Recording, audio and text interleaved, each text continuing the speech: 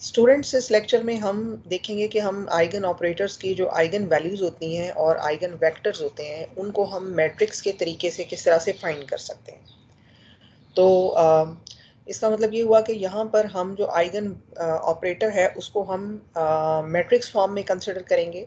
और आपको ये पता है कि eigen operator, suppose A is an eigen operator और it is a matrix of 1 n cross n order.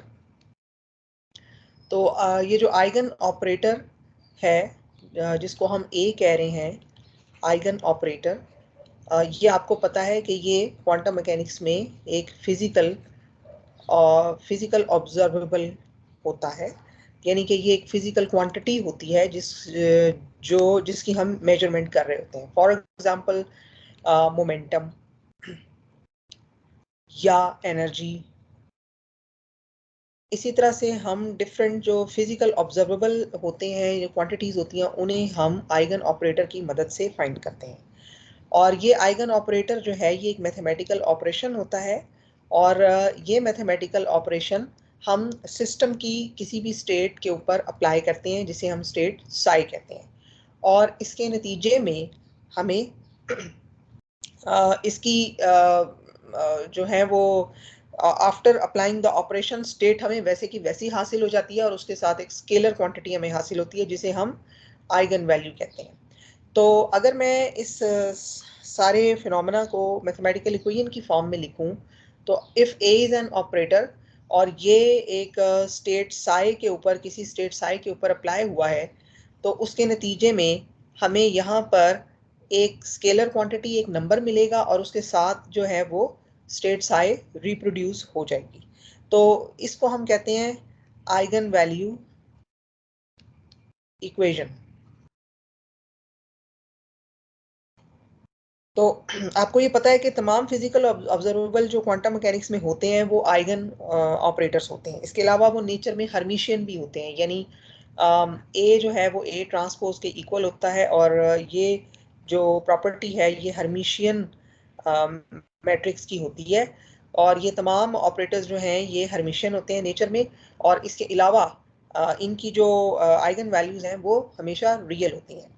तो ये जो आइगन वैल्यू है इसकी फिजिकल सिग्निफिकेंस ये है कि बिल्कुल उसी तरह से जैसे इन क्लासिकल मैकेनिक्स, जैसे आप क्लासिकल मैकेनिक्स में फाइंड करते हैं, अगर सपोज आप फाइंड कर रहे हैं लीनियर मोमेंटम, तो लीनियर मोमेंटम एक फिजिकल क्वांटिटी है और आप इसको न्यूमेरिकली फाइंड करना चाहते हैं तो डेफिनेटली आप इसके फार्मूले को अप्लाई करेंगे और इसके नतीजे में है तो ये एक वेक्टर क्वांटिटी, लेकिन इसके नतीजे में हमें यहाँ पर कोई स्केलर नंबर हमें जो है ना वो मिलेगा। और ये जो स्केलर है, ये जो इसका मैग्नीट्यूड होगा, इसका that magnitude is equal to the value of that physical quantity. यानी कि जैसे अगर ये मोमेंटम है तो मोमेंटम की ये वैल्यू है कि किसी भी बॉडी का मोमेंटम कितना है, वो हमने ये फॉर्मूला अप्लाई किया था क्लासिकल मैकेनिक्स में और हमें एक नंबर यहाँ पे मिल गया। तो बिल्कुल इसी तरह से जब हम इसी क्वांटिटी को क्वांटम मैकेनिक्स में सॉल्व करना चाहेंगे तो हम इसको एक ऑपरेटर कंसिडर करेंगे। यानी कि क्वांटम मैकेनिक्स में हम P इज एन ऑपरेटर, और इसकी हमने जब मेजरमेंट की तो हमें सिस्टम ने सिस्टम की स्टेट के ऊपर इसको अप्लाई किया और ये चूंकि एक मैथमेटिकल फंक्शन था और उसके नतीजे में हमें स्टेट भी वापस मिल गई और उसके साथ एक स्केलर क्वांटिटी लेमडा जो है ये हमें मिल गई। ठीक है, तो ये जो स्केलर क्वांटिटी हमें यहाँ पर मिलती है इस ऑपरेशन के नतीजे में, ये उसकी आइगन वैल्यू होती है और साथ ही साथ ये उसकी फिजिकल वैल्यू भी होती है, यानी उस क्वांटिटी की ये एक्चुअल वैल्यू होती है। बिल्कुल उसी तरह से जैसे हम क्लासिकल मैकेनिक्स में एक फार्मूला अप्लाई करते हैं और उस फार्मूले के नतीजे में हमें एक नंबर मिल जाता है, एक न्यूमेरिकल वैल्यू उसकी मिल जाती है जो कि उसको रिप्रेजेंट करती है कि इस क्वांटिटी का मैग्नीट्यूड इस पर्टिकुलर सिस्टम के अंदर क्या है। इसी तरह से क्वांटम मैकेनिक्स के अंदर eigen value represents the magnitude of that physical quantity. तो इसलिए ये बहुत ज़रूरी होता है कि हम ऑपरेटर की आइगन वैल्यू को फाइंड करें और साथ ही साथ हम उसके आइगन वेक्टर को भी फाइंड करें कि कौन से वो वेक्टर्स हैं, कौन से वो स्टेट वेक्टर्स हैं या स्टेट्स हैं जो इसके आइगन वेक्टर्स हैं जिनके ऊपर जब ये ऑपरेटर अप्लाई होगा तो नतीजे में हमें ये आइगन वैल्यू हासिल होगी। तो इसका मतलब है कि आइगन वैल्यू प्रॉब्लम में हमें दो चीज़ें फाइंड करनी होती हैं ऑपरेटर की। एक तो हमने ये उसकी आइगन वैल्यू फाइंड करनी होती है और दूसरा हमने उसका आइगन वेक्टर फाइंड करना होता है। सो इट मीन्स कि आज के इस मॉड्यूल में हम इन दोनों चीज़ों को फाइंड करना सीखेंगे। तो जैसे कि मैंने आपको बताया कि हम मैट्रिक्स के तरीके से इसको फाइंड करेंगे।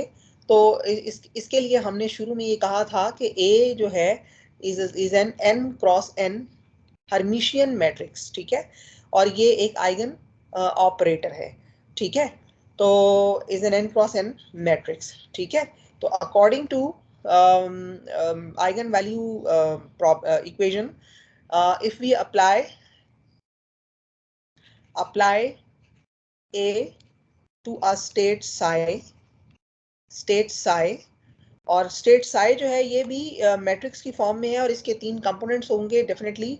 ये 3 डायमेंशनल वेक्टर है मोस्ट प्रोबेबली, और इसीलिए इसको हम आइगन वेक्टर कहते हैं। तो ये एक वेक्टर के ऊपर अप्लाई हम कर रहे हैं। तो जैसे ही हम अप्लाई करेंगे तो हमारा मैथमेटिकल ऑपरेशन क्या होगा, ये जो कि मैंने अभी लिखा, और इसके नतीजे में ये हमें आइगन वैल्यू मिलेगी और ये हमें स्टेट मिल जाएगी, ठीक है। तो अगर मैं इसको इस तरीके से रीअरेंज कर लूँ, इस इक्वेशन को इस तरीके से रीअरेंज कर लूँ, तो ये राइट हैंड साइड मेरी जो है वो 0 हो जाएगी। तो अब अगर ये मैं कहूँ कि a जो है, सपोज इफ a इज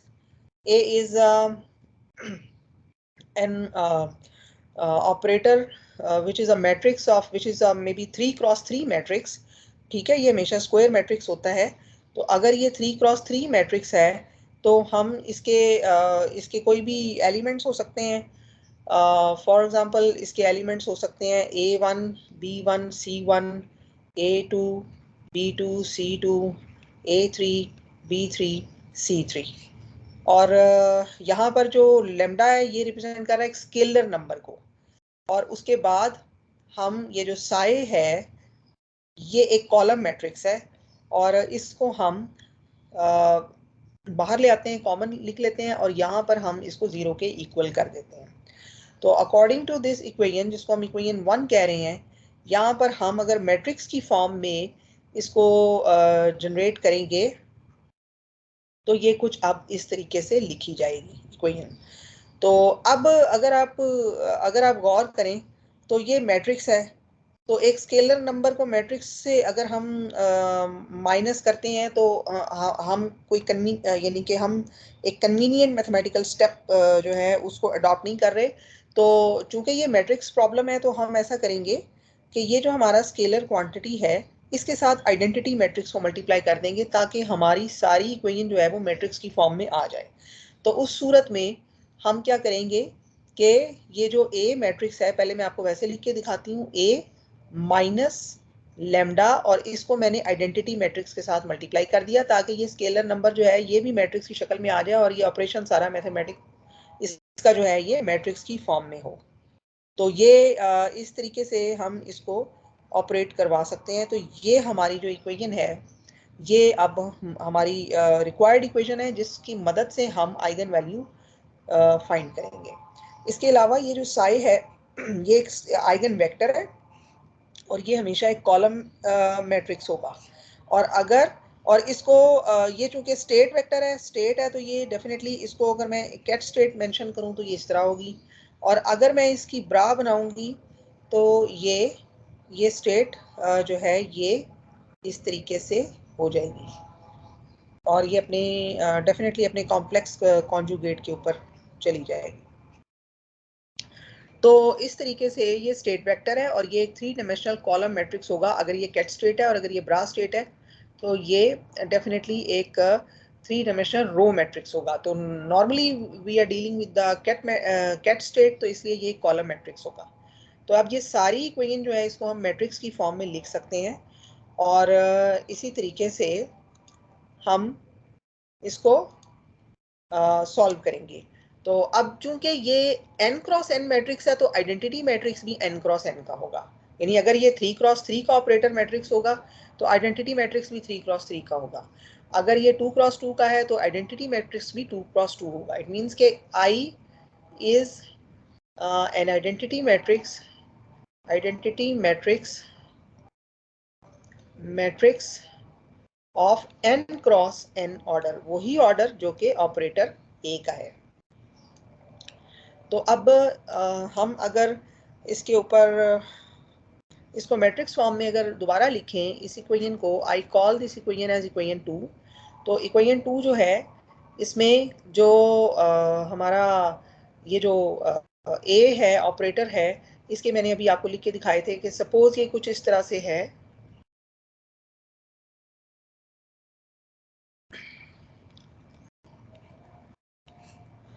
तो डेफिनेटली जब हम यहाँ पर आइडेंटिटी मैट्रिक्स मेंशन करेंगे तो ये आपको पता है कि उसकी डायगोनल वैल्यू 0 होती हैं और it would be like that.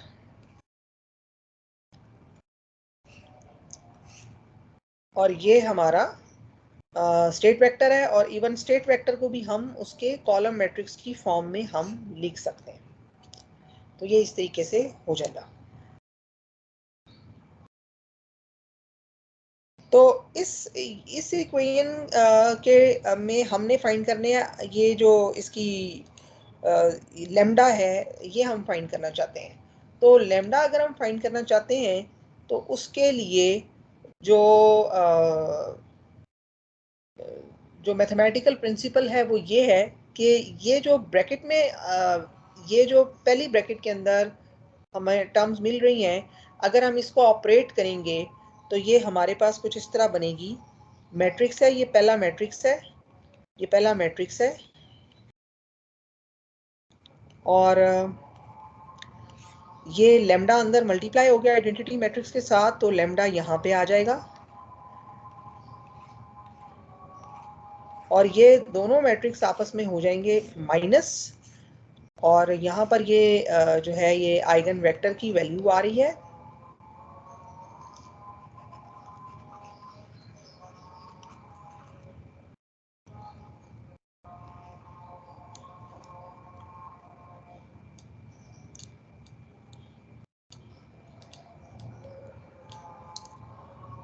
ये आइगन वेक्टर जो है ये साथ इसके ऐसे मल्टीप्लाई हो रहा है इस तरीके से. ये x है, this is x, this is y, this is z और ये सारी जो एक्सप्रेशन है ये राइट हैंड साइड पर 0 के इक्वल है. तो अगर मैं इनको आपस में दोनों मैट्रिक्स को, ये जो पहली मेरी ये जो पहली ब्रैकेट के अंदर दोनों मैट्रिक्स आ रहे हैं इनको आपस में माइनस कर दूं तो ये आ जाएगा a1 minus lambda, b1 minus 0, c1 minus 0, इसी तरह से a2 minus 0, b2 minus lambda, c2 minus 0, a3 minus 0, b3 minus 0 और c3 माइनस लेमडा, क्योंकि डायगोनल पे लेमडा वैल्यूज आ रही हैं. तो और यहाँ पे आ गया हमारा आइगन वेक्टर, स्टेट वेक्टर और ये सारी हो गई 0 के इक्वल. तो अब ये जो लेमडा है, लेमडा की वैल्यूज हम फाइंड कर सकते हैं अगर हम ये जो पहला मैट्रिक्स है इसके डिटर्मिनेंट को, यानी कि ये अगर हमारा if this matrix is a singular matrix, और आपको पता है सिंगुलर मैट्रिक्स कौन सा होता है, उसके नॉन ट्रिवियल सोल्यूशन जो हैं वो पॉसिबल होते हैं. और सिंगुलर मैट्रिक्स वो होता है जिसका डिटर्मिनेंट जो है वो 0 के इक्वल हो. तो अब डिटर्मिनेंट इसका मतलब है कि ये जो हम आइगन वैल्यू फाइंड करने के लिए हमने सिंपल क्या करना है कि ये जो पहली एक्सप्रेशन है इसको हमने इसका डिटर्मिनेंट फाइंड करना है और हमें ये पता है कि ये सिंगुलर है तो it would be already equal to 0 और यहाँ से हम एक पॉलिनोमियल जनरेट करेंगे जिससे हम लेमडा की अननोन वैल्यूज फाइंड करेंगे. और ये आपको पता है कि एक आइगन ऑपरेटर की मल्टीपल वैल्यूज हो सकती हैं और मुख्तलिफ स्टेट्स के साथ मुख्तलिफ वैल्यूज हो सकती हैं. बिल्कुल जैसे एक सिस्टम क्लासिकल मैकेनिक्स में अगर अपनी कोई क्वांटिटी तब्दील करेगा, जैसे अगर वेलोसिटी तब्दील कर लेता है तो उसका मोमेंटम तब्दील हो जाएगा.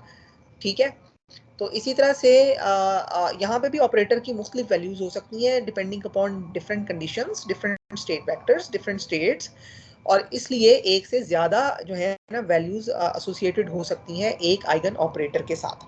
तो अब हम देखते हैं यहाँ पर कि कितनी वैल्यूज वैल्यूज जो है ना, चूंकि ये 3x3 का मैट्रिक्स है तो इसमें डेफिनेटली हमें 3 वैल्यूज तो जरूर मिलेंगी। तो इट डिपेंड्स अपॉन के कितने उसके कंपोनेंट्स हैं वेक्टर के, उस हिसाब से हम देखेंगे कि जितने वेक्टर के कंपोनेंट्स होंगे उतनी ही उसकी आइगन वैल्यूज एग्जिस्ट करती होंगी। तो 3x3 का मतलब है कि उसके 3 कंपोनेंट्स हैं, तो there are 3 eigen values associated with that eigen operator. ठीक है, तो अब हमने वो ढूंढनी है और उसके लिए हमने क्या कह दिया कि determinant of this vector this matrix is equal to 0। तो हम इसका डिटर्मिनेंट फाइंड करेंगे और यहाँ से हम जो है वो इसकी जो है वो वैल्यूज फाइंड करेंगे। तो ये तो हो गया प्रोसीजर आइगन वैल्यूज फाइंड करने का। उसके बाद जब हम आइगन वैल्यूज फाइंड कर लेते हैं तो फिर हर आइगन वैल्यू के लिए एक खास स्टेट वेक्टर होता है, यानी एक आइगन वेक्टर होता है। तो जितने आइगन वैल्यूज होंगी उतने ही आइगन वेक्टर्स भी होंगे उसके। तो अब यहाँ पर इस स्टेज पर हम एक एग्जाम्पल की मदद से इस को अंडरस्टैंड करेंगे, इस फिनोमेना को अंडरस्टैंड करेंगे या इस प्रोसीजर को अंडरस्टैंड करेंगे। उसके लिए हम एक न्यूमेरिकल जो है उसको कंसिडर करते हैं। सपोज कि हमें एक मैट्रिक्स गिवन है, एक ऑपरेटर गिवन है, ऑपरेटर का मैट्रिक्स गिवन है which is something like this.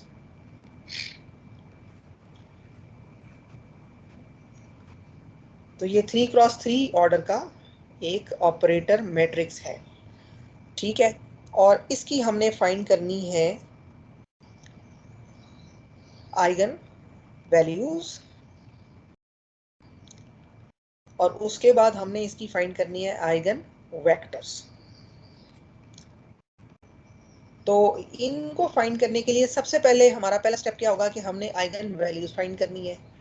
ठीक है, और इसके लिए ये जो हमारी आइगन वैल्यू इक्वेशन है इसे सेक्युलर इक्वेशन भी कहा जाता है। तो हम इसकी सेक्युलर इक्वेशन सबसे पहले तो डिजाइन कर लेंगे, हम लिख लेंगे। तो इसकी जो सेक्युलर इक्वेशन है वो होगी a माइनस लेमडा आई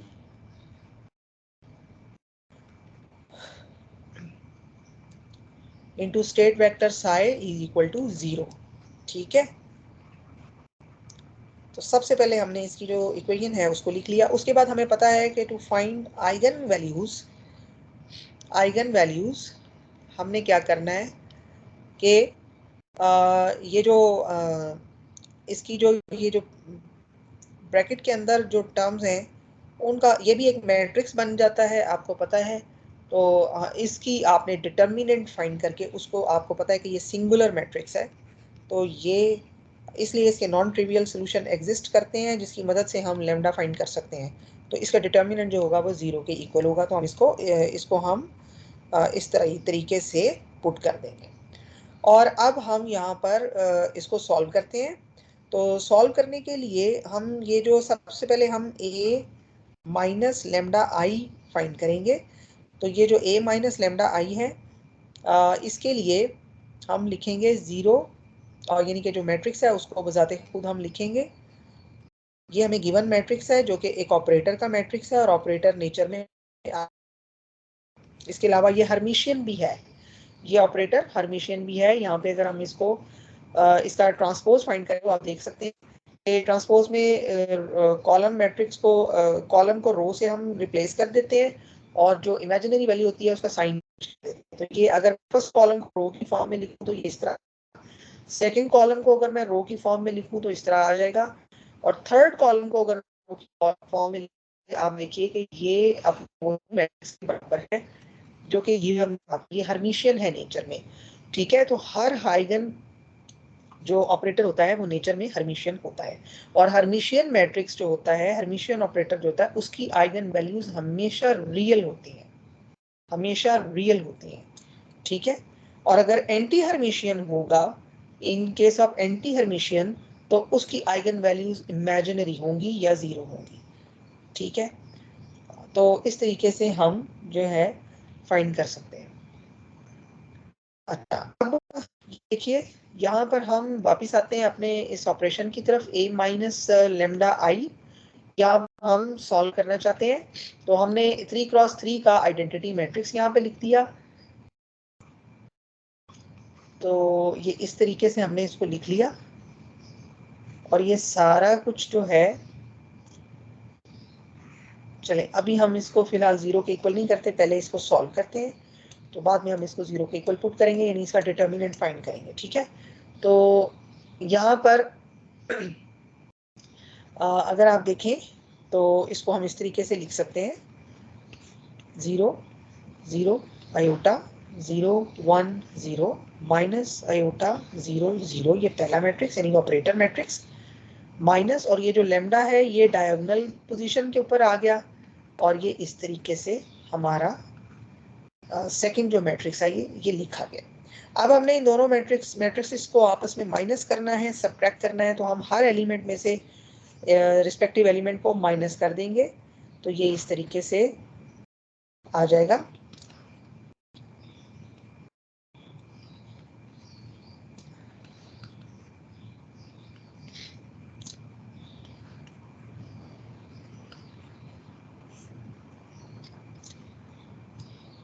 अच्छा, उसके बाद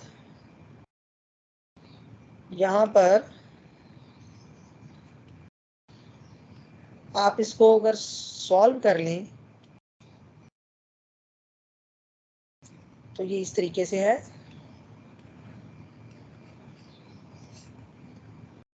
तो ये जो पहली टर्म थी हमारी यानी ए माइनस लेमडा आई, ये हमने सॉल्व कर लिए। अच्छा, अब डेफिनेटली ये एक मैट्रिक्स है और हमने कहा हुआ है कि ये मैट्रिक्स जो है सिंगुलर है, तो by assuming that it is singular it means कि इसका डिटर्मिनेंट हमेशा 0 के बराबर होगा। तो let's find its determinant and put it equal to 0। तो डिटर्मिनेंट के लिए we will be writing it like this. हम डिटर्मिनेंट का साइन ओपन करेंगे और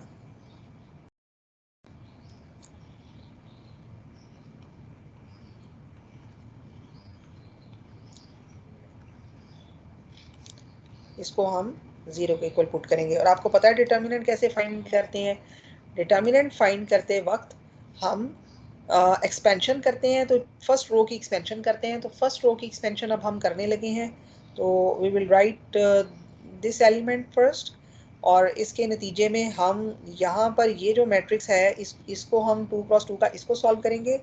तो इसको जब हम सॉल्व करेंगे तो ये हम इस तरह लिख सकते हैं इसको, लेमडा 1 माइनस लेमडा माइनस 0, यानी पहले ये वाली क्रॉस में हमने की, फिर माइनस के साथ ये वाली हमने की, यानी ये ऑपरेशन पहले करना है और ये ऑपरेशन बाद में करना है। अच्छा, उसके बाद ये जो सेकंड वैल्यू है इसके लिए हम ये दरमियान वाली जो है उनको आपस में कैंसिल करेंगे, और उसके बाद यानी कि ये जो सेकंड मैट्रिक्स और फर्स्ट कॉलम है इसको आप सेकंड कॉलम और फर्स्ट रो को आप कैंसिल करेंगे, और ये 0 माइनस आयोटा और 0 और लेमडा का जो ऑपरेशन है ये परफॉर्म होगा। और चूंकि ये पहली वैल्यू माइनस की थी तो दूसरी अल्टरनेटिव साइन आते हैं, तो ये 0 हमने बाहर लिखा जिसके नतीजे में सारा कुछ हो गया 0। और उसके बाद हम थर्ड वैल्यू यानी कि इसको हम माइनस के साथ लिखेंगे, क्योंकि ये माइनस प्लस माइनस के साथ आ रहा है। तो जब हम थर्ड एलिमेंट लिखेंगे तो उसके बाद हमने ये वाला जो मैट्रिक्स है इसको आपस में मल्टीप्लाई करना है, यानी कि इनको आपस में क्रॉस में मल्टीप्लाई करना है।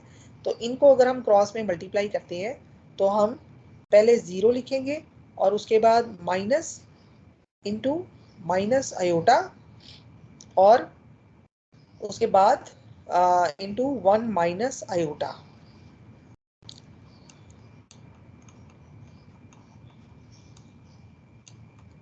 तो ये अब हम इसका जो डिटर्मिनेंट है वो हम कर रहे हैं, जो कि हमें पता है कि ऑलरेडी के वो 0 के इक्वल है। तो इसमें आप देख लीजिए कि जो हम इसको सॉल्व कर लेंगे, ये हमारे पास एक पॉलिनोमियल आ गया है। तो इसको अगर हम सॉल्व करते हैं तो ये हो जाएगा, ये माइनस लेमडा स्क्वायर जो है इसको हम बाहर ले जाते हैं, 1 माइनस लेमडा इसको लिख लेते हैं, और उसके बाद ये वाली टर्म जो है हमारी ये होगी सॉल्व होगी, और इसको हम माइनस आयोटा स्क्वायर हम लिख लेंगे।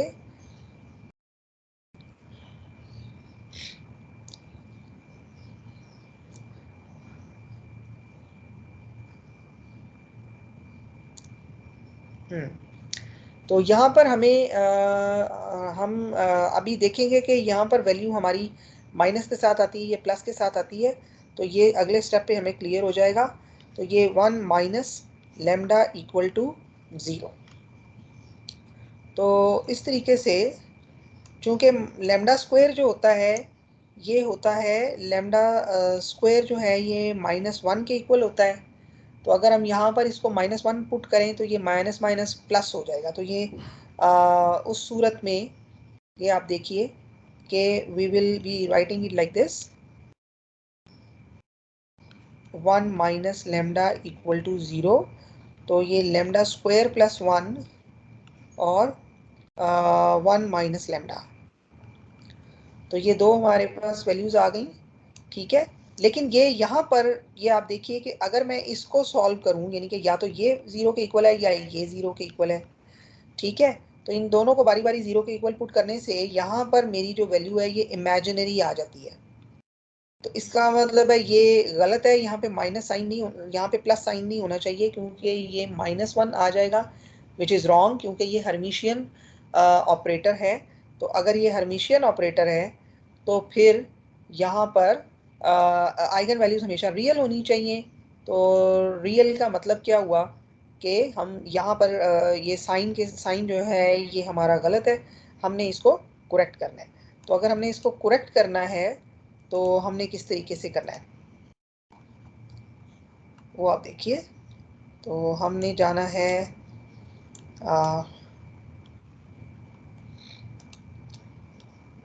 ये देखिए, हम वापस जाते हैं। यहाँ पर हमने जो है ना इसको पहले को प्लस ही अज्यूम करना हमें चाहिए था, और दूसरी टर्म को माइनस अज्यूम करना चाहिए था, और इसको फिर वापस प्लस अज्यूम करना चाहिए था, यानी कि प्लस माइनस और प्लस, पहली टर्म प्लस की, दूसरी माइनस की, तीसरी फिर प्लस की। तो अब अगर हम यहाँ पे इसको करेक्ट कर लें इस तरीके से, तो उस सूरत में यहाँ पर हमें माइनस साइन मिल जाएगा और ये माइनस साइन है, और अब हम दुरुस्त सिमत में जा रहे हैं, यानी अब हमारी जो आइगन वैल्यू है ये रियल आएगी। यानी उस सूरत में अब इस कंडीशन के अंदर ये जो हमारा वैल्यू है ये ऐसे आएगी। तो यहाँ पे आ जाएगी lambda which is equal to +-1, और एक हमारा जो लेमडा आ जाएगा, यानी इस इक्वेशन को सॉल्व करते हुए इसको सॉल्व अगर करेंगे, इसको सॉल्व करेंगे तो ये दो वैल्यूज आएंगी, इसको सॉल्व करेंगे तो lambda will be equal to 1। तो अब आप गौर कीजिए कि इसमें दो वैल्यूज हमारी सेम आ गई हैं, यानी कि हमारे पास हम कह सकते हैं कि लेमडा 1 हमारी -1 है, लेमडा 2 हमारी 1 है, और लेमडा 3 फिर अगेन 1 है। तो ये दोनों जो है ये सेम है, इसका मतलब है कि ये डीजेनरेट वैल्यूज हैं। जब वैल्यूज सेम हो जाएं तो वो डीजेनरेट वैल्यूज होती हैं, यानी कि, लेकिन ये डीजेनरेट वैल्यूज जरूर है, लेकिन इनके जो स्टेट वेक्टर हैं वो दोनों के डिफरेंट होंगे। तो यहाँ पे अब हमने फाइंड करना है कि कैसे लेमडा 2 के साथ जो एक स्टेट वेक्टर लेमडा 2 के साथ आएगा which will be different from that of lambda 3, हालांकि दोनों की वैल्यू सेम है। तो ये जो है how this will be determined, ये आगे अभी हमें क्लैरिफाई होगा। तो अब ये तीन आइगन वैल्यूज हमें मिल गई हैं, और इनके अगेंस्ट अब अगला हमारा जो ऑब्जेक्टिव है वो है आइगन वेक्टर फाइंड करना। तो इसका मतलब है पहले स्टेप में हमें आइगन वैल्यूज मिली, और अब हम अगर स्टेप 2 पे जाएं तो यहाँ पर हमने क्या फाइंड करना है, स्टेट, यानी कि वेक्टर, यानी कि दूसरे लफ्जों में हमने आइगन वेक्टर फाइंड करना है। और स्टूडेंट्स हमने ये भी देखना है कि ये आइगन वेक्टर नॉर्मलाइज्ड है, यानी ये स्ट्रेट नॉर्मलाइज्ड है या नहीं है। अगर नहीं है तो हम इसको खुद नॉर्मलाइज करेंगे, और नॉर्मलाइज का मतलब क्या है कि उसका मैग्नीट्यूड 1 हो। तो ये भी हमें पता चल जाएगा कि कैसे है और किस तरह हमने फाइंड करनी है। तो लेते हैं सबसे पहली वैल्यू जो कि है लेमडा 1 इज इक्वल टू -1। ये हमारी पहली आइगन वैल्यू है इस आइगन ऑपरेटर की जो गिवन था। इससे रिलेटेड डेफिनेटली यहाँ पर एक स्टेट वेक्टर होगा, और अब हमने वो स्टेट वेक्टर फाइंड करना है। तो अब वो जो स्टेट वेक्टर है उसको फाइंड करने के लिए हम दोबारा अपनी जो सेक्युलर इक्वेशन है उस पे जाएंगे, और वो सेक्युलर इक्वेशन क्या थी, वो ये थी,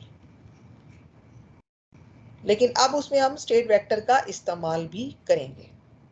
तो ये थी इक्वेशन हमारी, और ये जो a माइनस लेमडा आई है ये हमने फाइंड करके रखा हुआ है, और ये हमारी वैल्यू है, इसको हम कह सकते हैं, ये हमने फाइंड किया हुआ है ना। अब हम डिटर्मिनेंट नहीं निकाल रहे, अब हमने वैसे ही यहाँ पे 0 लिखा हुआ है, जो कि शुरू में हमने आपको बताया था कि आइगन वैल्यू को हम जब रीअरेंज करते हैं इक्वेशन को तो ये 0 इधर आ जाता है। ठीक है, आप डिटर्मिनेंट नहीं फाइंड करना, डायरेक्ट इक्वेशन है। ठीक है, लेकिन ये हमने पहले से फाइंड करके रखा हुआ है और ये हमारा क्या था, that was minus lambda 0 iota. ये देखिए अभी हमने निकाला है पीछे और उसी को एक्सपैंड किया था, ये देख लीजिए, ये मैं यहाँ पे लिख रही हूँ। ठीक है, तो ये वैल्यू हमारी निकली थी माइनस लेमडा 0 आयोटा, उसके बाद 0 1 माइनस लेमडा 0 और फिर आई थी minus iota 0 minus lambda. Okay, subscript चाहें तो यूज कर, क्योंकि अब लेमडा 1 है ना, तो हम यूज करना चाहें तो हम कर सकते हैं, लेकिन ना भी करना चाहें तो हमें पता है कि हम पहली वैल्यू के अगेंस्ट निकाल रहे हैं जो कि लेमडा 1 है और उसकी वैल्यू है -1। अब यहाँ पर हम इसके अननोन कंपोनेंट्स लिख देंगे स्टेट वेक्टर के, यानी आइगन वेक्टर के, और ये हमारी पहली आइगन वैल्यू के लिए पहला आइगन वेक्टर हम फाइंड करने जा रहे हैं। तो ये हमने वही सेक्युलर इक्वेशन लिखी और अब हम क्या करेंगे, ये मल्टीप्लिकेशन हो रही है तो ये पहली रो के एलिमेंट्स जो है ना इस कॉलम के साथ हो जाएंगे मल्टीप्लाई, और ये सारा कुछ 0 के इक्वल है, तो इसमें आ जाएगा लेमडा x प्लस 0 को y से मल्टीप्लाई किया तो 0 प्लस आयोटा z। इसी तरह से ये जो दूसरी आई है इसमें 0x, यानी कि दूसरे लफ्जों में ये वैल्यू 0 आ गई, और plus 1 minus lambda y plus 0, और जो एंड वाली वैल्यू है that is minus iota x plus 0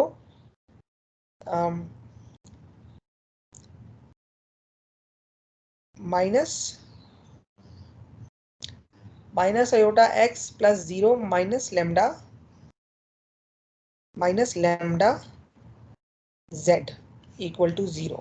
अच्छा, अब हमने एक और काम करना है, यहाँ पे लेमडा की वैल्यू पुट कर देनी है, क्योंकि लेमडा की वैल्यू क्या है -1, हमारे केस में अभी पहली वैल्यू हम ऑपरेट कर रहे हैं, तो ये आ जाएगा by putting it equal to -1, पहली आ जाएगी value plus x 0 iota z 0, और यहाँ पर -1 पुट किया तो ये 2y बन जाएगा 0, और यहाँ पे आ जाएगा minus iota x 0 minus into -1, और ये z आ गया। तो ये, और साथ ही साथ यहाँ पे हमने यहाँ पे इसको पुट करना था इस तरीके से। ठीक है, और इधर भी हमने इसको इसी तरीके से पुट कर दिया। अब चूंकि हमने स्टेट वेक्टर फाइंड करने हैं तो इसलिए हम पूरी इक्वेशन लिख रहे हैं और आइगन वैल्यू इक्वेशन को हम सॉल्व कर रहे हैं। तो अब इसको हमने मल्टीप्लाई किया,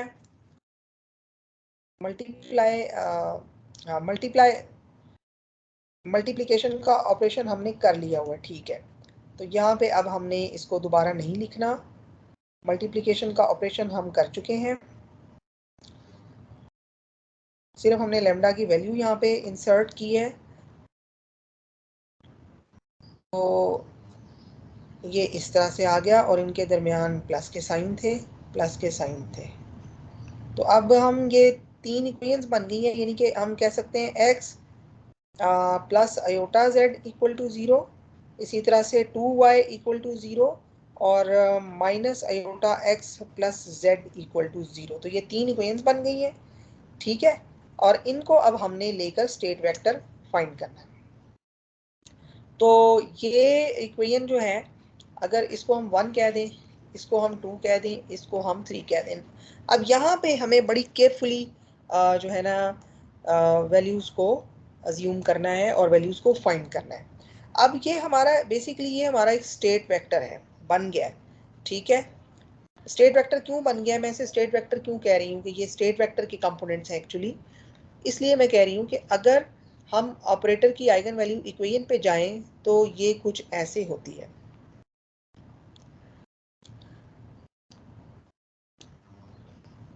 तो अगर मैं इस इक्वेशन को भी सॉल्व करती तो ये मेरे पास इसी किस्म की इक्वेशन आनी थी, ठीक है।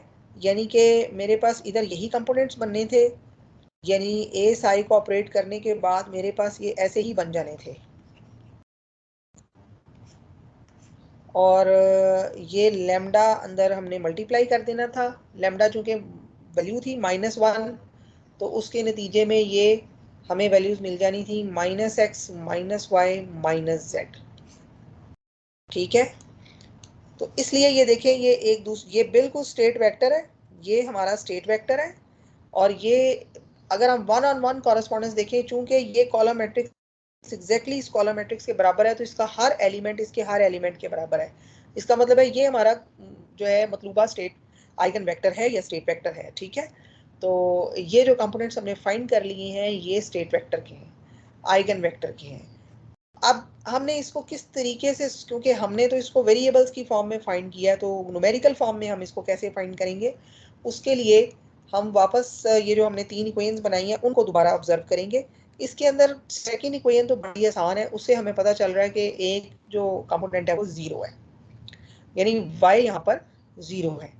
और अगर मैं फर्स्ट इक्वेशन देखूं तो उसके मुताबिक x की कीमत निकल आती है, value is minus iota z, और z की आ जाती है -i/x। अब यहाँ पर हमारी अजम्पशन है वो ये है कि न्यूमेरिकली हम जो पहला कंपोनेंट है इसको 1 एज्यूम करेंगे, क्योंकि y हमारे पास 0 है। इसका मतलब है कि हम इन दोनों कंपोनेंट्स को आपस में टॉगल कर सकते हैं, यानी इनको हम एज्यूम कर सकते हैं। अगर इनमें से एक कंपोनेंट, ये सारे कंपोनेंट 0 नहीं हो सकते, तो इनमें से कोई एक कंपोनेंट अगर 0 है तो दूसरे को फिर हम उसकी जो क्लोजर वैल्यू है 1 उस पर एज्यूम करेंगे, यानी इट कैन बी 1, ठीक है। और तीसरा फिर हम फाइंड कर लेंगे। तो इसका मतलब है कि हम एज्यूम कर सकते हैं x को 1, क्योंकि y हमारा 0 है। अगर y हमारा 1 होता तो फिर x को हम 0 एज्यूम करते, तो हम इनको 0 और 1 एज्यूम करके हम वैल्यूज फाइंड कर सकते हैं। तो अब इसका मतलब ये हुआ कि एक तो हमें पता चल गया component y is equal to 0, लेकिन अब हमें x और z का नहीं पता। तो x और z को फाइंड करने के लिए मैं यहाँ पर इनको दोबारा लिखती हूँ, यानी कि for the state eigen vector we know that, हमने फाइंड कर लिया है कि x जो है वो -i/z के बराबर है, y 0 के बराबर है, और z जो है वो i/x के बराबर है। अब हमने अज्यूम करना है, अज्यूम x हमारा 1 के बराबर है। क्यों? बिकॉज y इक्वल टू 0, इसलिए x को हमने 1 लिया है, ठीक है। तो x अगर 1 के बराबर है तो इस इक्वेशन की तो कोई अब वैल्यू नहीं रहेगी, क्योंकि हमने x को 1 एज्यूम कर लिया है। लेकिन ये जो इक्वेशन है हमारी थर्ड, इसमें x की वैल्यू पुट करेंगे हम। So putting x is equal to 1 in third equation, और that is z is equal to iota, और x की जगह हमने 1 पुट कर दिया, तो इसके मदद से हमें z कंपोनेंट मिल गया विच इज आयोटा। तो इसका मतलब है हमारा जो वैल्यू थी lambda that was equal to -1, पहली वैल्यू थी, उसके लिए जो स्टेट निकली है हमारी, आइगन वेक्टर फाइंड किया है हमने, वो एक कॉलम मैट्रिक्स है, और वो कॉलम मैट्रिक्स की वैल्यूज है x हमने 1 एज्यूम किया, y हमारा 0 निकल आया, और z हमारा कॉरेस्पॉन्डिंग जो है वो आयोटा निकल आया। तो ये हमारा पहला स्टेट जो है ना, आइगन वेक्टर जो है ये फाइंड हो गया है। तो इसको हम कुछ भी कह सकते होते हैं, we can call it five, we can call it A, whatever, ठीक है। तो ये हमारा first eigen vector against first eigen value find हो गया है। अब हमारी अगली आइगन वैल्यू है 1, और उससे अगली आइगन वैल्यू है वो भी 1 है, लेकिन दोनों के जो वेक्टर्स हैं, आइगन वेक्टर्स डिफरेंट होंगे। अब वो कैसे होंगे वो हम फाइंड करते हैं।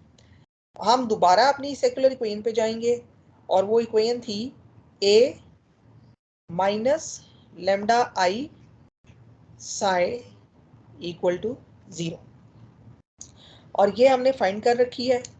तो इसके लिए हम दोबारा लिख लेंगे -λ1 0 आयोटा 0 1 माइनस, सॉरी ये इसमें हम सबस्क्रिप्ट नहीं डालेंगे, लेकिन अज्यूम कर रहे हैं कि हम लेमडा 2 की वैल्यू हम लेमडा 2 के अगेंस्ट फाइंड कर रहे हैं, यानी कि वो भी 1 है और लेमडा 3 भी 1 है। तो दोनों को साइमल्टेनियसली फाइंड करेंगे, लेकिन दो डिफरेंट वेक्टर्स हम निकालेंगे। तो यहाँ पर हम सेकंड और थर्ड इकट्ठा सॉल्व कर रहे हैं। तो ये इस तरीके से ये अब इक्वेशन हमने ऐसे लिखनी है। और लेमडा जो है वो 1 के इक्वल है, तो उस सूरत में सिंस लेमडा जो है lambda 2 is equal to lambda 3 ये 1 के इक्वल है, डीजेनरेट वैल्यूज हैं, तो हम यहाँ पे पुट कर देंगे इनकी वैल्यू। तो यहाँ पे ये हो जाएगा 0 0 0 और ये आ जाएगा 1 और ये आ जाएगा x y 0। Simple matrix problem बन गई है। और हमने इसको पहले मैट्रिक्स को दूसरे मैट्रिक्स से कॉलम मैट्रिक्स से हम मल्टीप्लाई उसी तरह से कर देंगे।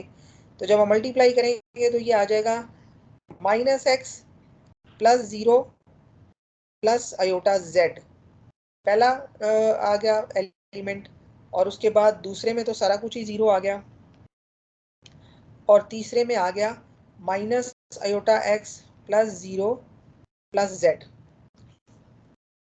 तो ये सारा कुछ 0 के इक्वल है, और ये स्टेट वेक्टर के कंपोनेंट्स बन गए हैं, यानी आइगन वेक्टर के कंपोनेंट्स बन गए हैं। तो इसका मतलब है कि we have x + iota z और y हमारा 0 है, -आयोटा x + z। तो ये बना है हमारा, ठीक है।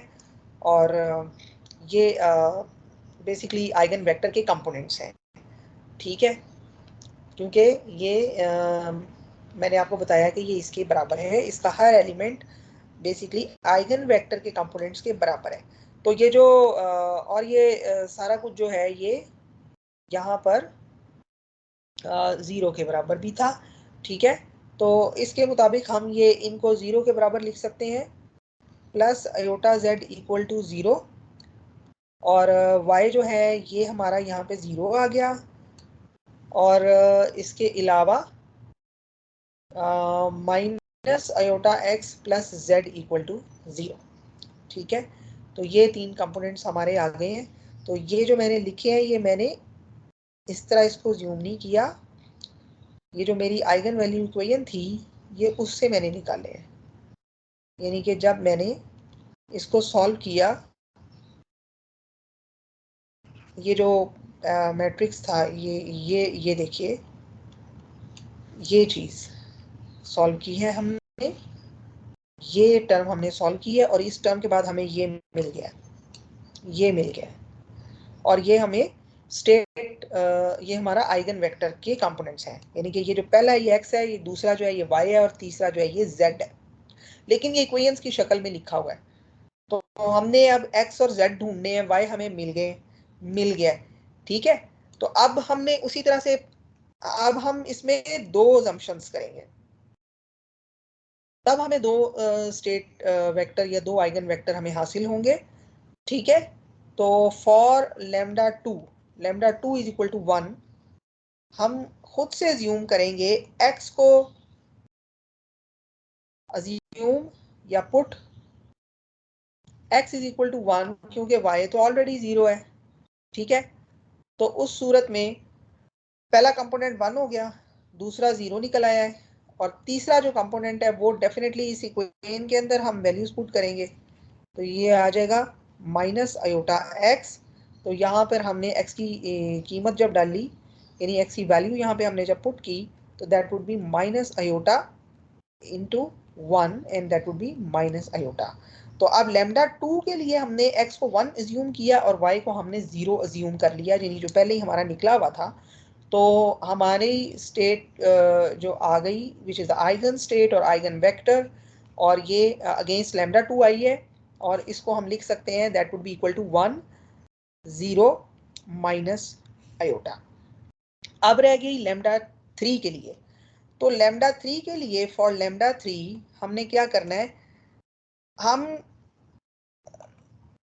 दोनों को इकट्ठा 0 नहीं ले सकते। अगर मैं x को 0 लूंगी तो y को 1 लेना पड़ेगा, ठीक है। So for lambda 3 equal to 1 जब हम लेमडा 3 लिख रहे हैं उस वक्त इन इक्वेशंस के अंदर हमने क्या करना है, x को 0 पुट कर देना है और y को हमने 1 पुट कर देना है। टॉगल कर देनी है ये, यानी कि इंटरचेंज कर देनी है। और उसके बाद जब x को हम 0 पुट करेंगे तो कॉरस्पॉन्डिंग वैल्यू z की भी, क्योंकि वो माइनस आयोटा x के बराबर था तो z भी 0 आ जाएगा। तो हमारा जो तीसरा स्टेट वेक्टर था या आइगन वेक्टर था वो हमारा हमें मिल गया है, और वो अगेंस्ट लैम्डा 3 इक्वल टू 1 के इक्वल है। और अब हमें एक और मिला है जो कि है 0 1 0। तो ये अब आपने देखा कि दो डीजेनरेट वैल्यूज थी। इस प्रॉब्लम के अंदर हमने 3 आइगन वैल्यूज फाइंड की थी, जिनमें से लैम्डा 1 -1 के बराबर था और लैम्डा 2 इक्वल टू लैम्डा 3 ये 1 के बराबर थी। लेकिन हमें 3 डिफरेंट आइगन वेक्टर्स हमने जो है वो यहाँ पर ऑब्टेन किए हैं। तो उसमें अगर आप लैम्डा 1 को देखें, यानी कि ये 1 0 आयोटा हमें मिला।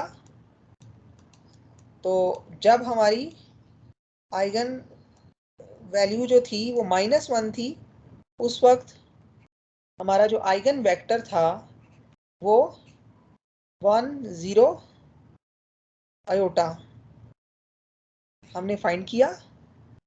जब लैम्डा 2 की वैल्यू थी तो उस वक्त जो आइगन वेक्टर हमें मिला वो था 1 0 माइनस आयोटा। और जब हमने लैम्डा 3 एज्यूम किया तो उसके लिए हमें जो तीसरा आइगन वेक्टर मिला वो था 1 0 0 1 0। तो भले आइगन वैल्यू सेम हो, लेकिन ये आपको पता है कि स्टेट जो है वो दो डिफरेंट, यानी जो they can be the quantum states as well. तो क्वांटम स्टेट्स कभी भी दो पार्टिकल्स की सेम नहीं होती। वो सेम एनर्जी पे हो सकते हैं, उनकी आइगन वैल्यू सेम हो सकती हैं, लेकिन उनके जो स्टेट्स हैं वो हमेशा डिफरेंट होंगी। तो ये आपने देख लिया कि यहाँ पर ये आइगन वैल्यूज अगर सेम भी हो तब भी हम डिफरेंट आइगन वेक्टर्स उनके फाइंड करेंगे। और वो किस तरीके से फाइंड करेंगे, पहले दो जो कंपोनेंट्स हैं उनमें आपने हमेशा अजम्पशन करनी है। एक को आपने 1 पुट करना है तो दूसरे को 0, और फिर आपने इसको रिवर्स कर देना है। ये आप करेंगे तो हमेशा आप डिफरेंट आइगन वेक्टर्स फाइंड कर लेंगे। तो इस तरीके से हम यहाँ पर जो है ना वैल्यूज फाइंड कर लेंगे। अब अगला सवाल ये आया, यानी इसका जो लास्ट पार्ट है वो ये है कि ये हमें नजर आ रहा है कि ये नॉर्मलाइज नहीं है, क्योंकि इनका जब हम मैग्नीट्यूड फाइंड करेंगे, इनका जब मैग्नीट्यूड हम फाइंड करेंगे तो दैट मैग्नीट्यूड इज इस तरीके से आता है x² + y² + z²। तो ये किसी सूरत भी 1 के इक्वल नहीं आएगा, ठीक है। तो इसको 1 कर, यानी कि ये नॉर्मलाइज नहीं है स्टेट्स। तो इनको नॉर्मलाइज करने के लिए इनके नॉर्मलाइजेशन कांस्टेंट्स हमने फाइंड करने होते हैं, और वो कांस्टेंट जो है, इसका मतलब है कि अगर ये स्टेट नॉर्मलाइज है, अगर साइ 1 जो है ये आइगन वेक्टर ये नॉर्मलाइज है, तो इसके साथ एक नॉर्मलाइजेशन कांस्टेंट मल्टीप्लाई हो रहा है। और उसको फाइंड करने के लिए हम नॉर्मलाइजेशन कंडीशन लगाएंगे, यानी इसका जो डॉट प्रोडक्ट है इस स्टेट का या इस आइगन वेक्टर का जो डॉट प्रोडक्ट है उसको हम 1 के इक्वल पुट कर देंगे। तो अब हमारा थर्ड स्टेप है टू नॉर्मलाइज आइगन वेक्टर्स। ये जो आइगन वेक्टर्स हमने फाइंड कर लिए हैं इनको हमने नॉर्मलाइज भी अब करना है। तो नॉर्मलाइजेशन के लिए हम ये कंडीशन लगाएंगे, और ये इस तरीके से हम इसको फाइंड करेंगे। तो अब आपको पता है कि पहला जो स्टेट थी या पहला जो आइगन वेक्टर था, पहले हम कैट स्टेट लिखते हैं, वो इस तरह से थी, और वो थी 1 1 0 आयोटा। तो इसका जब हम ब्रा स्टेट लिखेंगे तो that would be 1 0 minus iota.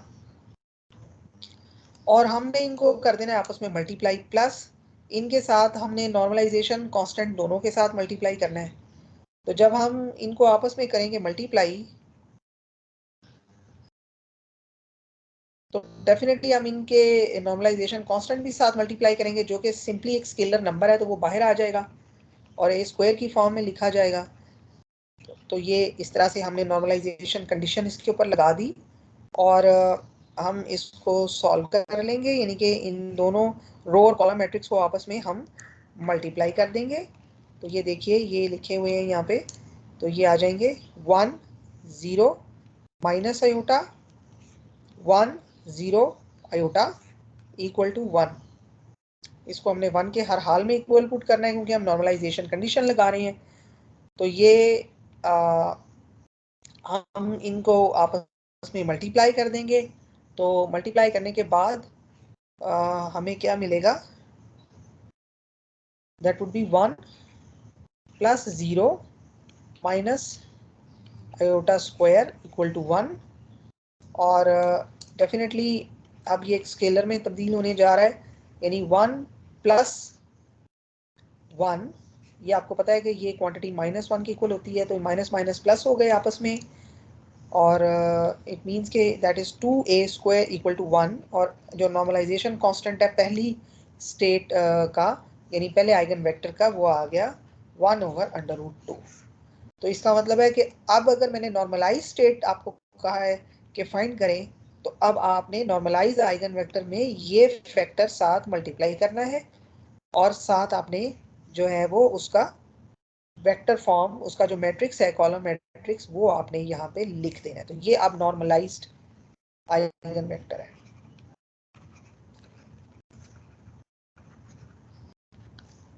ये नॉर्मलाइज्ड आइगन वेक्टर है। इसी तरह से हम बाकी दो जो हमने निकाली हैं उनको भी हम फाइंड कर सकते हैं, उनके नॉर्मलाइजेशन कांस्टेंट भी फाइंड कर सकते हैं। सपोज हम फाइंड करना चाहते हैं फॉर टू नॉर्मलाइज, यानी कि इस स्टेट को हम फाइंड करना चाहते हैं, इसको नॉर्मलाइज करना चाहते हैं। तो उसी तरह से हम अब इसको इस तरह से लिख लेंगे, इसका जो स्केलर प्रोडक्ट है वो 1 के इक्वल हम अज्यूम कर लेंगे, ए स्क्वायर हम बाहर लिख लेंगे क्योंकि हमें पता है कि ऑलरेडी ये ए स्क्वायर ही होगा जब दोनों आपस में मल्टीप्लाई होंगे। और यहाँ पर जो हमारा सेकंड जो वेक्टर है वो 1 0 माइनस आयोटा है, 1 0 माइनस आयोटा है।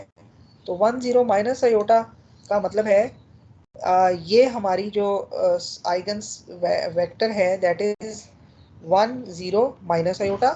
तो फिर अगर हम इसकी ब्रास स्टेट बनाएंगे, यानी इसका कॉम्प्लेक्स कॉन्जुगेट लेंगे, तो that would be equal to row matrix with inverted imaginary values, यानी कि माइनस साइन आयोटा का जो है वो प्लस में तब्दील हो जाएगा because it's the complex conjugate, ठीक है, ऑफ इटसेल्फ। तो अब हम इसको फाइंड कर सकते हैं उसी तरह से जैसे हमने पहला फाइंड किया था। तो ये हमने ब्रा पहले लिखा 1 0 आयोटा, और फिर हमने गेट स्टेट लिखी माइनस आयोटा, और इसको हमने 1 के इक्वल कर दिया। तो यहाँ पर 1 प्लस 0 और ये minus iota square equal to 0, और अगेन हम 1/2 पर वैल्यू हमें मिल गई है। उसी तरह से ये -1 के इक्वल है, तो ये +1, sorry this is equal to 1 equal to 1, और a स्क्वायर, ये 2a square equal to 1, this means that a जो है वो 1/√2 है। तो अब सेकंड स्टेट भी हमारी नॉर्मलाइज हो गई है, और वो हो गई है। तो नॉर्मलाइज्ड आइगन वेक्टर जो था हमारा, अब वो किस तरह लिखा जाएगा, 1/√2 नॉर्मलाइजेशन कांस्टेंट बाहर आ जाएगा, और ये 1 0 माइनस आयोटा। इसी तरह से हम तीसरे जो आइगन वेक्टर है उसको भी हम नॉर्मलाइज कर सकते हैं, और उसके लिए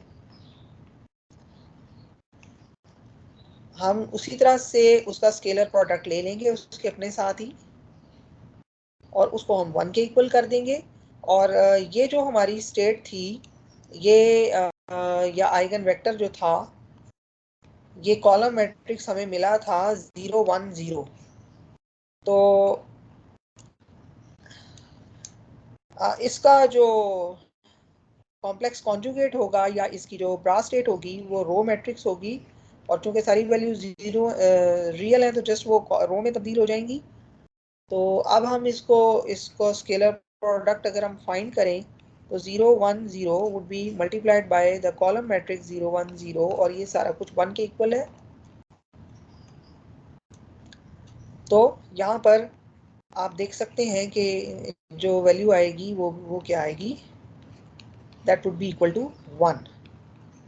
तो इसका नॉर्मलाइजेशन जो फैक्टर है वो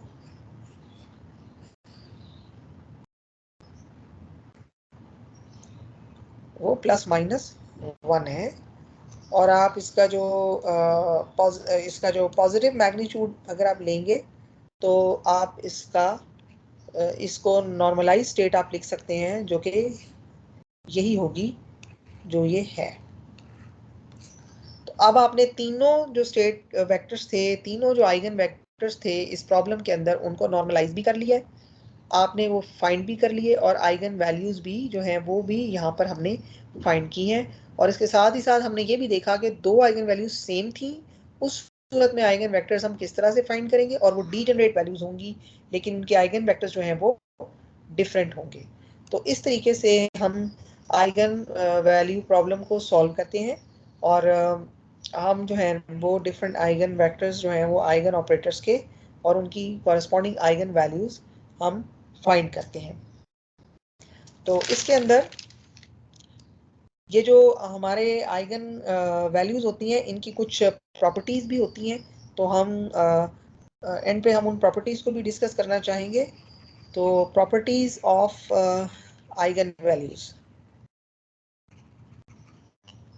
तो सबसे पहले तो अगर हमारा एक आइगन वैल्यूज का वेक्टर है, अगर कोई वेक्टर है, जैसे हमने देखा कि अभी हमने इस तरह का एक वेक्टर फाइंड किया था, सपोज ऐसे है वो मैट्रिक्स, तो इसकी जो डायगोनल वैल्यूज हैं यहां पर हमेशा आइगन वैल्यूज होंगी, और अगर हम डायगोनल वैल्यूज का सम निकाल लें तो उसको कहते हैं ट्रेस।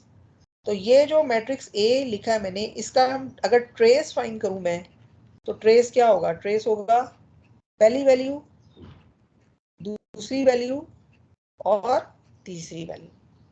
सो ये ट्रेस है।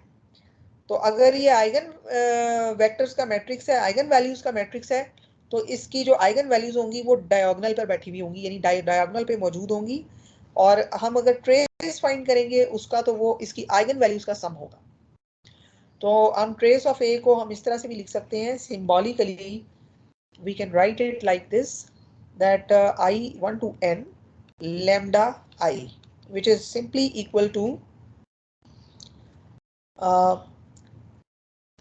I1 to n, यानी ट्रेस भी हम कह सकते हैं इसको, 1 2 3 एंड सो ऑन।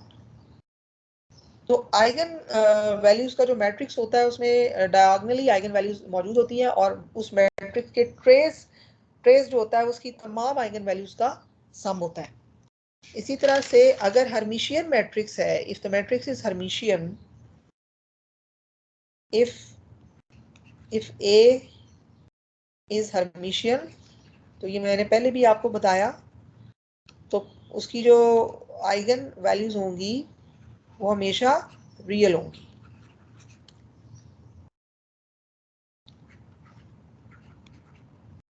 और if A is anti Hermitian, यानी उसका ट्रांसपोज अपने नेगेटिव के इक्वल है, तो उसमें आइगन वैल्यूज आर इमेजिनरी होंगी। तो इस तरीके से हम आइगन वैल्यूज की प्रॉपर्टीज को हम डिस्कस कर सकते हैं।